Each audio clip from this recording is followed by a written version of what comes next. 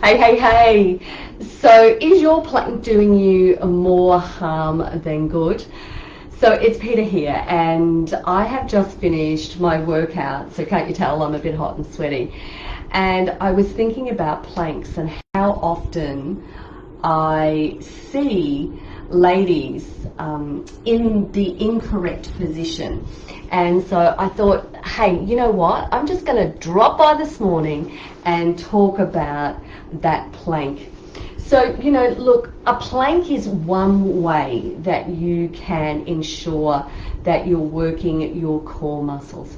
And your core muscles are so important to stabilize your body. They're involved in every movement that you do, whether you're sitting, whether you're standing, or whether you're moving. So really important.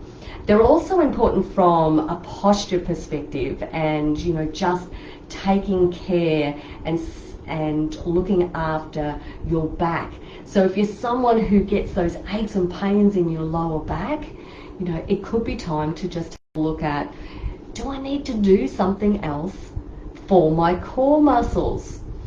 So, one of the things that can also happen with these core muscles is we often just think that they're our abdominal muscles, right? So we think about, those girls and guys we see, with those great six packs, but there's so much more than that. They're a group of muscles. And I particularly want to highlight one today, one part of that muscle group, which is our pelvic floor. So it sits right at the bottom of those core muscles. So I want to ask you this question. If you are someone who planks, can you actually engage your pelvic floor? So actually lift and hold your pelvic floor muscles when you're doing that core, when you're doing the core exercises or your plank, okay? So, and I want you to think about the fact that, are you someone who's, coughing or sneezing or exercising and you get that little bit of leakage? Now, that's not normal, okay? It's just not normal. And so that could mean you really want to think about the exercise program that you're doing and whether it is safe for you to do. So, if, for example, you can't engage and you can't actually feel those pelvic floor muscles when you're doing the plank, then it could be that you might need to actually have a look at a pelvic floor safe plank as an example. Okay, and I'm going to show you that, so don't worry, I'm not going to leave you hanging. But the first thing is I want to go back to just your normal plank, because most of us know what that looks like, right? It's like a plank, it's like a board. and so what are some of the common mistakes that I see? Hips too high, hips too low, not being up over the shoulders, leaning to one side or the other. Now, one of the things that can happen is that we can get these muscle imbalances, which therefore means when we're trying to do other exercises, it can really be highlighted, and we can particularly see it when we're doing a plank.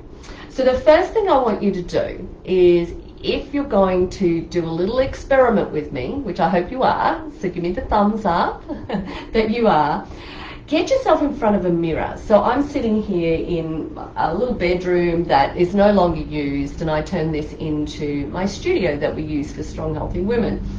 And so the great thing is we've got cupboards on one side that have got mirrors on them, and then I've placed a mirror over on the other side as well.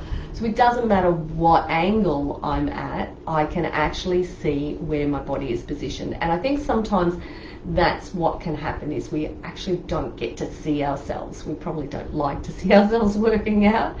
So getting in front of a mirror is a really valuable thing to do. Or have someone video you. That's another option. Or you can video yourself. Just hit the record button. Okay, so let's talk about the plank and those common mistakes, shall we? So what we want to do is, I'm just going to come from this angle first. So you're getting on those forearms, okay, and you want to make sure that you're up on those tippy toes, okay? So up on those tippy toes is really important, because when you get up on those toes, it means that that weight is now up over your shoulders, and it means that you're going to really then need to use those core muscles in the middle of your body to stabilize that plank. So what we tend to see sometimes is this. Now I'm just going to come to the back end, and we see that. Can you see what I'm doing here? So I'm pushing back into my toes. So my heels are a little bit further back than what my toes are, which, did you see what happened? My bottom came in the air, okay? So, which meant my hips are too high. So the minute that I come back into that better position, now what's happening is I'm actually up over those shoulders, I'm up on those toes, and I should be able to move my head, okay? And I should be able to move those feet and squeeze those muscles. So wrap those transverse abdominis muscles up. So what you do is think about your belly button, right? Squeeze it in, push it in, and pull it up towards the spine. So that means that you're going to use those muscles that little bit more. That's how you're going to get that perfect plank, okay? So having a look at it, so you don't want to drop to one side or the other.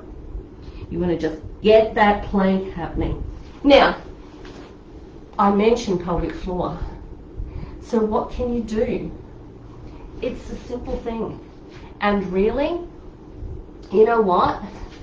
Sometimes what can happen is we think that the simple things aren't effective. So you go ahead and try this with me. Okay, so get in a tabletop position. Okay, make sure that that head is nice and loose still. You want to be able to do that. You want to make sure that you've got that nice line that runs from your shoulders down to your glutes, so out through to your bottom, in other words. Okay, and then you're going to draw that belly button up to the spine. Can you feel that? So you don't really have to get into that full plank position. Well, it's great if you can, but if you're just starting out and you really feel like you've got weaker core muscles or you're having pelvic floor issues, this is a great place to start, because when you're in this position, you can then really start to engage pelvic floor as well too. So squeeze that belly button up to spine and then engage your pelvic floor muscles. Can you feel it? I hope you can. I know you can, because I know it works. I know it works.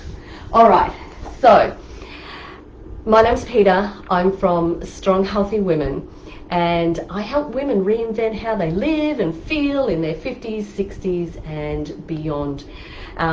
We love dealing with aches and pains, because we know that when we get to our wiser years, we tend to be encountering more aches and pains as well too. So what's happening is on the 4th of January, I have a Stronger Core, Stronger Body challenge coming up. So I'm going to put the link up in the comments for you. So if you want to come and join us, that would be absolutely fabulous. I would love to see you. I'm going to be giving you lots of different tips about pelvic floor safe exercises and how you can start to really use your core muscles more to stabilize and support your body, but also help you start to take control of some of those aches and pains that might be going on in your body as well too, because a lot of it can be coming from this center part of our body and not actually having that great posture and that alignment that we need. So over and out from me. Have a fantastic day, and please, if you have any questions, just message me below. Hey, see you all soon. Hey, bye.